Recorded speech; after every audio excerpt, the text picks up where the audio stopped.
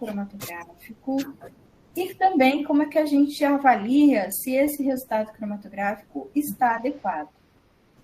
Então, aqui eu tenho um cromatograma, né, típico, básico, aonde eu tenho um pico que funciona para a gente reconhecer a distância que vai ser percorrida no sistema até o composto sair, mesmo que ele não retenha em lugar nenhum. Então, eu já comentei com vocês, né, que a gente chama esse valor de tempo morto. Então, isso daqui representa a distância que aquela substância que não interagiu com nada, que não tem afinidade pela fase estacionária, ainda assim ela demorou, porque tem o caminho da tubulação, tem o caminho da própria coluna e tem o caminho até chegar no detector. Então, ela percorreu essa distância e demorou aqui um tempo, né, para chegar e sair do sistema. Aí, essa distância vai ser proporcional, então, a um tempo. Esse tempo a gente costuma chamar de tempo morto.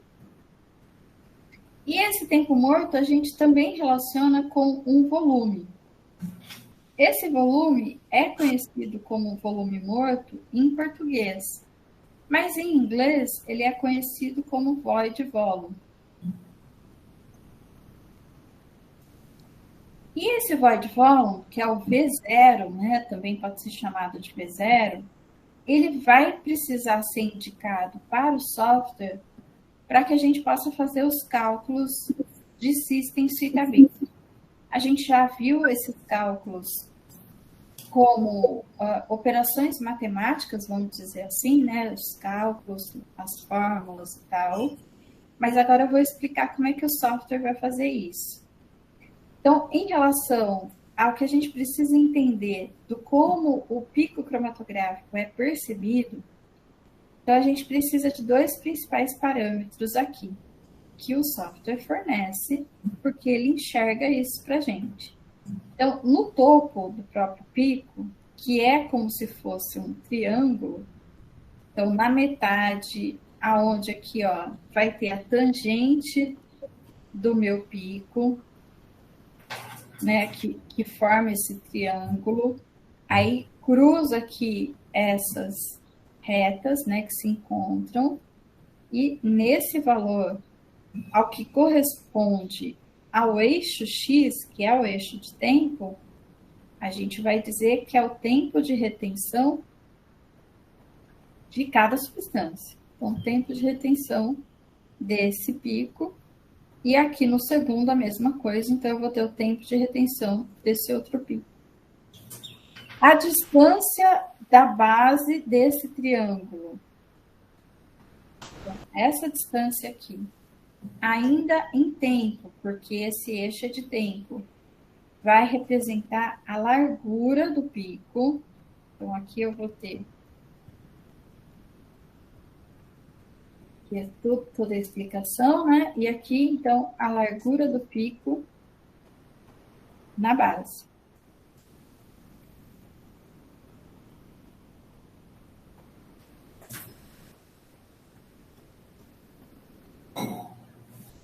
E também é possível que o próprio software faça para mim outras larguras. Então, eu posso pedir largura a 5% da altura, aí ele calcula aqui para mim. Eu posso pedir a largura na meia altura, então ele calcula aqui para mim, né, a largura no meio do pico. E em alguns cálculos específicos, esses valores também vão ser importantes. Tá?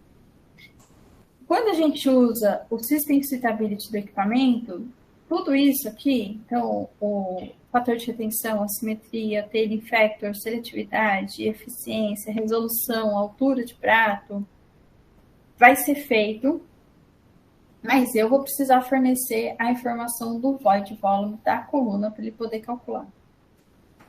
Nessa característica de System Suitability, a gente não faz, né, essa verificação só para o HPLC, mas no HPLC ela se torna mais complicada. A gente também faz, se for um método de cromatografia gasosa, um método de espectrometria, Só que no HPLC, essa comparação toda, né, ela tem várias implicações. Então, ela fica mais detalhista, né?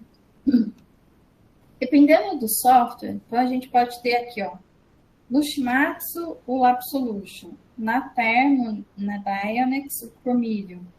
Na Agile, a gente pode usar o OpenLab ou o Zcron.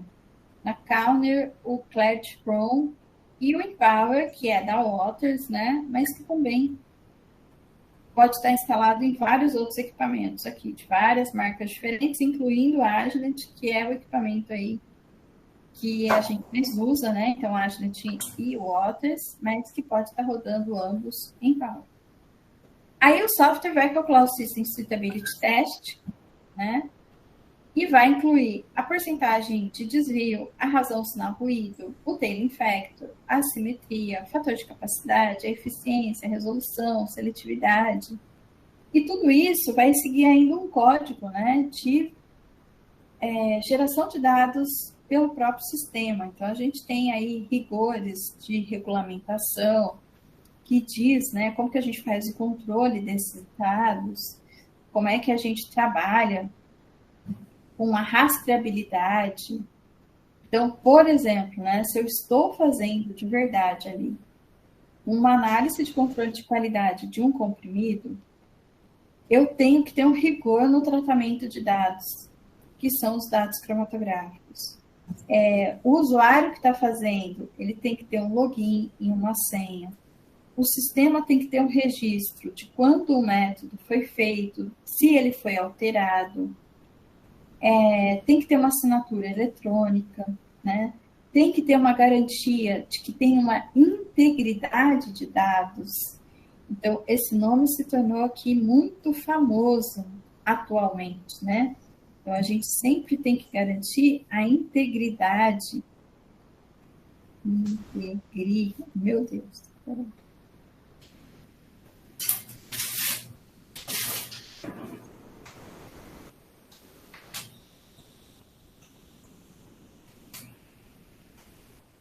Então, a integridade de dados, né? Porque é para garantir que aquele resultado que eu estou expressando de teor, ele realmente pode ser confiável. Ele realmente, né, pode representar um comprimido que eu vou liberar para o mercado, que eu vou liberar para compra, que eu vou liberar para consumo humano. Essa integridade de dados, ela tem, então, todo um aspecto regulatório e ela cada vez está se tornando mais séria. Por que eu estou falando isso? Porque quando a gente mexe fazendo esses cálculos com o software do equipamento, tem que ser garantido que não houve manipulação. Aquela área que o equipamento está me fornecendo, ela vai variar um pouquinho se eu definir o começo e o final do pico de um jeito manual. E isso não pode ser feito. Então, existe, né, o que a gente chama de... como é que chama? Eu esqueci agora. A integridade, existe a assinatura eletrônica e existe a rastreabilidade. Então, se eu mudar, ele vai dizer que eu mudei. Se eu fizer qualquer alteração no método, vai estar marcado que ele foi alterado, né? E isso tudo vai ser rastreado porque a gente aciona no software essa rastreabilidade, né? Então, a gente aciona que o software faça isso para a gente, tá bom? Então, todo esse resultado, começando pelo System Suitability, ele não pode ser manipulado, ele não pode ser alterado manualmente, ele tem que ser feito mesmo com a integridade, então, e a confiança aqui dos dados. Aqui é um print da tela já do processamento, né, que eu tenho no Empower. Então, eu estou na aba aqui de Suitability, né, que é a do System Suitability. E para que eu possa usar aqui direto no software, então eu vou habilitar essa caixinha, né, ticar nessa caixinha. Aí ele vai fazer o cálculo de Suitability, né, também para picos conhecidos e desconhecidos.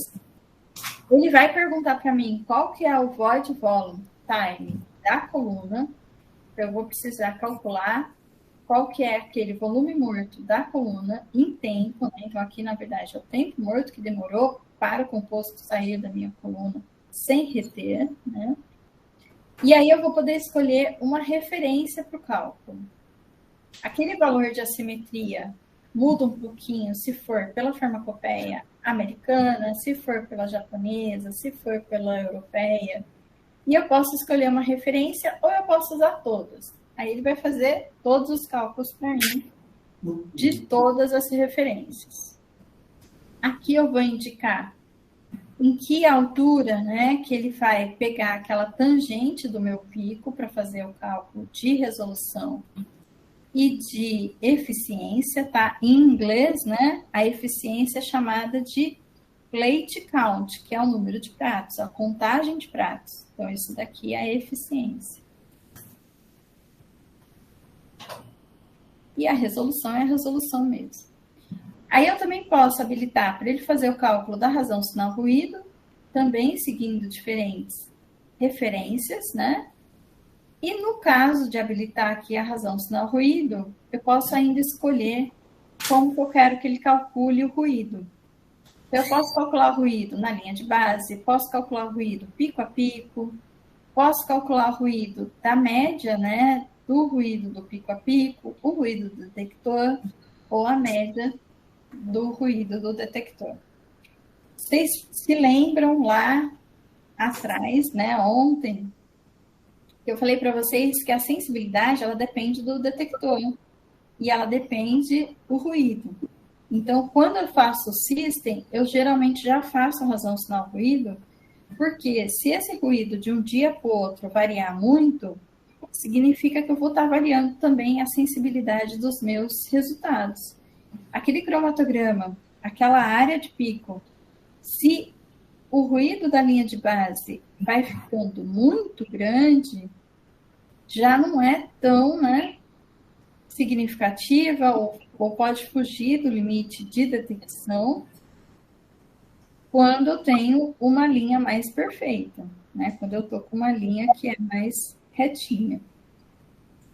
Então, dependendo do método, principalmente se é um método onde eu trabalho com picos bem pequenininhos, a razão sinal ruído vai ter importância grande e ela também deve ser calculada aqui pelo equipamento, tá bom? Bom, e aqui eu tenho um exemplo de resultado. Então, eu tenho aqui um cromatograma obtido, né, em um equipamento da Waters. Então, nessa série de injeções, foi feita a injeção de um branco, aí depois foi injetado padrão. Aqui, na verdade, tem 3 padrões, né? Tem padrão 1, padrão 2, padrão 3, e aí tem 2 amostras aqui, ó. Tá? As substâncias, né, que estão identificadas aqui foram a uracila, o etilparabeno e o propilparabeno. Então, são 2 conservantes, né? Tem até a estrutura química aqui em cima e tem também esse composto orgânico aqui. Aqui embaixo a gente tem a tabela de resultados desse cromatograma. Então, o cromatograma ele já está tratado, né? Ele já está processado. Eu tenho provavelmente esse valor, ó, que é aquele tempo morto. Aí eu tenho o primeiro tempo de retenção, que é a da uracila, deu 1,201 minuto. Aí eu tenho aqui uma impureza, tá? Uma impureza que eu não sei quem é. Aí eu tenho o tempo de retenção do etilparabeno, que deu 2,454. E tenho aqui o valor de tempo de retenção do propilparabeno, 3,670. Na tabela, a primeira coisa que eu vou trabalhar, né, é o próprio tempo de retenção, porque é o jeito que eu vou identificar os compostos. Então, esses tempos estão aqui, ó, uracila 1,201, essa impureza 1,874, etilparabeno 2,454, propilparabeno 3,670. Aí eu tenho as áreas. Então, ele já me forneceu a área de cada pico. Como que ele encontrou essas áreas? O pico, ele já está, ó, com a linha de base traçada. Essa linha, ela só aparece no cromatograma quando eu processo esse cromatograma. Então, no Empower, a gente tem até uma facilidade, porque ele tem uns ícones que facilitam a nossa execução. Eu clico aqui e isso já é de integração. Para que o meu software me dê o resultado de área e demais dados, e até que ele saiba identificar quem é, eu preciso integrar o pico. Então, eu tenho dado bruto, que é só o cromatograma como um gráfico. Aí, eu vou lá no meu processamento, que é a etapa de tratar os dados, e executo o que é chamado de integração.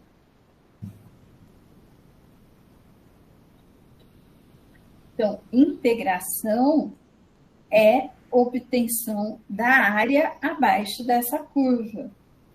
Então, o software sabe que ele precisa definir aonde começa e aonde termina o pico e integrar para ter a área desse pico aqui.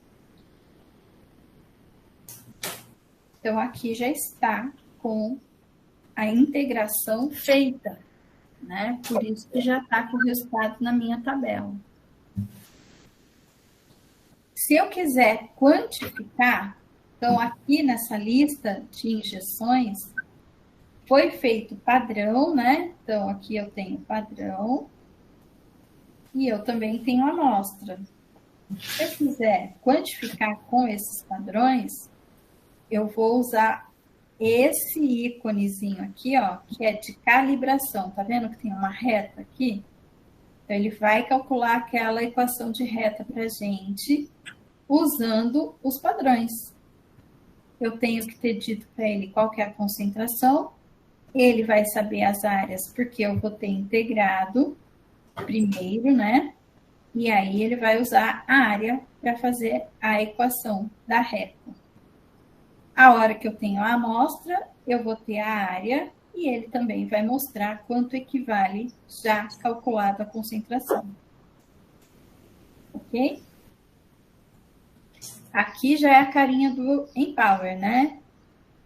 Aí aqui eu já tenho também como olhar a própria equação da calibração. Então, eu não preciso, de fato, né, do Excel. Eu vou fazer exatamente aquele mesmo gráfico que a gente acabou de fazer, só que aqui. Tá?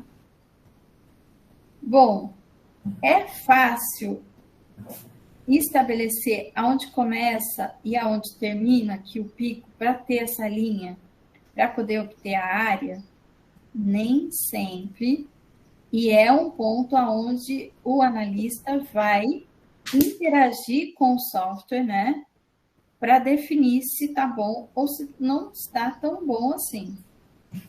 Percebam, se essa linha de base aqui, ela caminhar um pouquinho para cá, então se for definido que o pico começa aqui e não aqui, a área, o valor de área, né, vai mudar, vai ficar um pouquinho maior. Então, aqui é o pico 2,454 minutos, está dando 517.871 unidades de área. Se eu colocasse o início do pico aqui, ia aumentar esse valor de área. Ia mudar o resultado do teor. Tá bom? Então, por isso que a preocupação é grande em relação, né, a como é feito esse tratamento no software, essa questão da integridade de dados, né? Por que se preocupa tanto com isso? Por que a gente quer rastrear quem mudou, o que foi alterado? Porque qualquer alteração que for feita vai mudar o resultado do próprio teor da amostra. E pode significar aceitar, né? Quer dizer, liberar esse produto para o mercado ou reprovar esse produto porque ele está fora. Então, a responsabilidade é grande, né? Tá bom? Bom, mas daqui a pouco eu explico melhor, né, esse tratamento e esse processamento aqui. A ideia desse primeiro resultado era mostrar para vocês, então, o que a gente pode ter nessa tabela.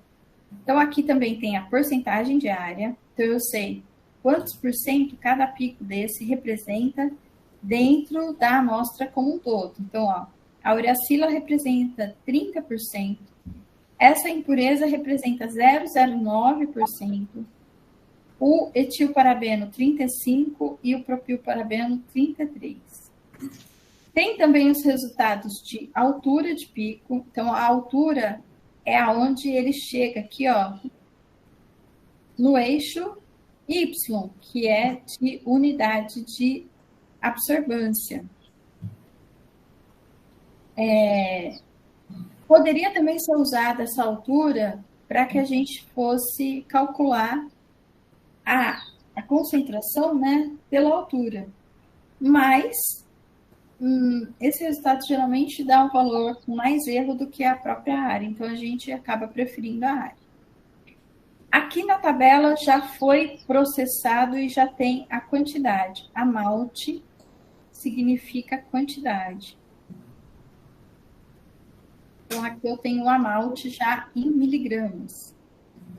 A unidade aqui depende de qual que é a minha intenção, né? Poderia ser miligrama por grama, poderia ser miligrama por comprimido, poderia ser miligrama por ml, poderia ser porcentagem. Então, depende o que eu quero, depende de que tipo de amostra eu tenho, para eu estabelecer a melhor unidade desses valores aqui. E na sequência, nessa tabela, eu estava fazendo System Suitability. Então, eu tenho aqui, ó, valor de razão, sinal, ruído. Eu tenho o valor de eficiência, que é o N, lá do nosso cálculo do System Suitability. Tem o valor de Tailing Factor, que está medindo a cauda do meu pico. Esses picos têm cauda? Olha, praticamente não. São valores bons, né? Não tem cauda visível. E o valor, esse primeiro aqui, ó, tá dando 1 certinho. Esse está dando 1,3, 1,2, 1,2. Geralmente a gente aceita até 1,5 para dizer que não tem cauda. E aqui, por último, tem a resolução, que é o que avalia a separação entre os picos. Essas resoluções estão ótimas, né? Tá muito bom. Aqui, ó, tá dando maior que 5, aqui 3,9, aqui 6,7. Geralmente a resolução, para estar bem separado, né? Ela deve ser maior ou igual a 2. Se eu quiser ser mais criterioso, 2,5. Aqui estão todos grandes. Menos esse primeiro, que está próximo desse valor aqui, ó. Mas se eu puder ignorar esse pico, aí a gente também não vai ter problema aqui, né? Entre os compostos principais, a resolução está toda boa. Aí eu tenho o valor de eficiência. Geralmente, o número de pratos ele deve ser maior ou igual a 2.500 para eu dizer que o meu método tá bom, tá bem eficiente. Aqui os valores estão maiores que 2.500, menos o primeiro, que está um pouquinho abaixo também. Aqui, esse primeiro, né, está sendo um pouquinho problemático. Ó, até a simetria dele não está tão boa. Então, eu poderia, né, se fosse o caso, pensar em alguma melhoria, alguma coisa para esse composto aí, se ele de fato estiver atrapalhando, né?